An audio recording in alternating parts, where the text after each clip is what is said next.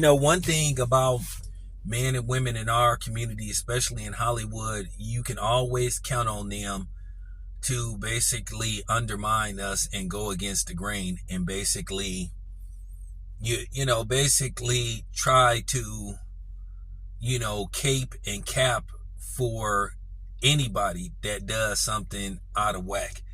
Now, you got Jess Hilarious and Tamar Braxton, making excuses and justifying what, Erica Mena said to Spice, where she basically called her a blue monkey. And then, of course, you always know it's going to be Captain Saberholes, simps that's going to come defend this type of action, because at the end of the day, some of these dudes know that it's a lot of weak-minded people, and a lot of these simps on here will do anything, to get in the good graces of women, thinking that may better their chances of getting some, getting inside the box. And a lot of times it doesn't work because, like I said, it's no real future in simping. You get nothing for it except you get walked over and you get disrespected on a regular basis by men and women. Simps are not respected. They just get used and abused for all their resources until it's all gone, and then basically, the person move on to the next. But with that being said, it doesn't surprise me, because like I said, it's always a bad wench or a coon on speed dial. At the end of the day, Jess Hilarious has always been a cornball. She's always just been this ratchy black trash bitch from Baltimore. She has next to no talent, and that's just real talk. She's not really that funny, and all she do is just talk a bunch of junk, and that's just basically it. She think all that aggressive talk she do on social media like that's supposed to scare somebody. It's just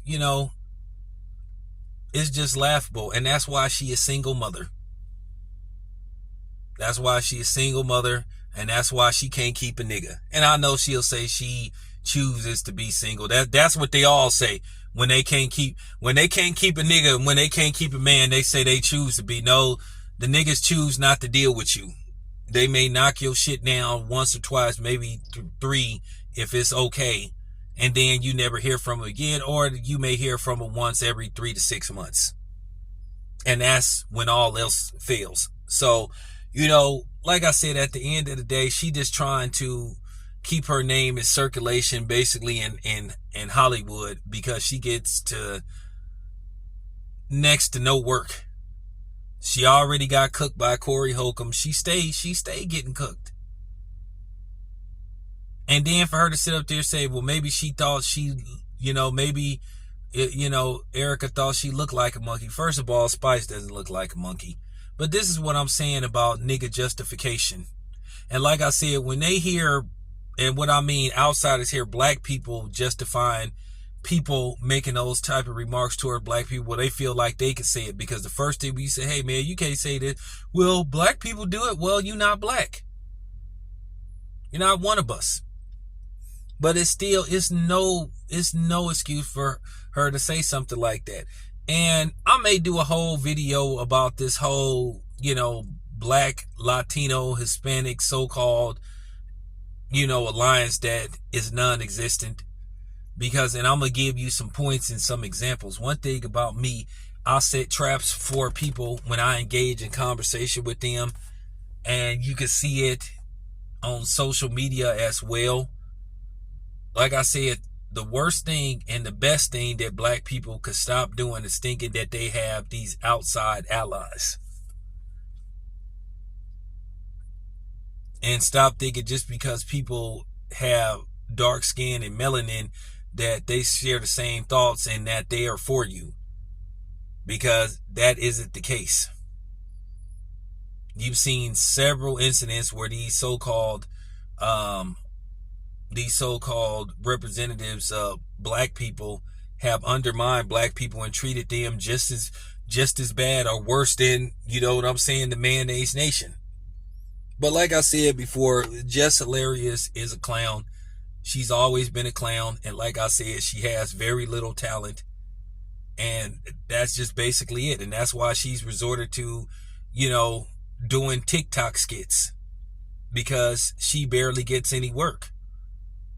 And I don't want to go deep into her, based off her appearance and everything and all that kind of stuff. But like I said before, when you try to engage in a conversation with her, like I said, she always says something stupid. Just like she sat up there and tried to cap and say, oh, Eminem is one of her favorite rappers. And most people was like, okay, you lying. You lying. And you could just tell she was lying. If you would have said, okay, just name 15 Eminem songs, not Lose Yourself or How My Name Is, I guarantee you she wouldn't have been able to do it. And she was just being fake. I don't know who her agent is, but her agent is failing her. But at the end of the day, she failing herself, because like I said before, you just look at her appearance. To a certain degree, you just don't want to see the type of energy she puts out. Nobody, to a certain degree, and I think what's going to happen is people get tired of seeing this masculine testosterone energy that these women be displaying on social media or in public. At the end of the day, it's unattractive.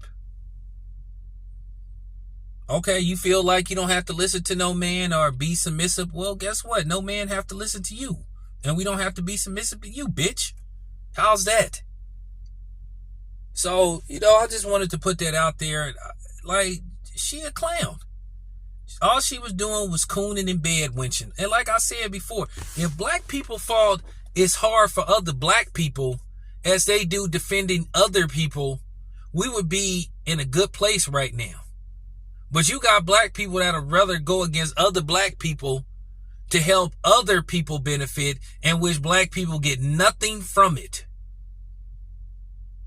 Black people love elevating everybody else but black people. While other people stick together and elevate themselves, black people feel like they have to elevate everybody else but black people.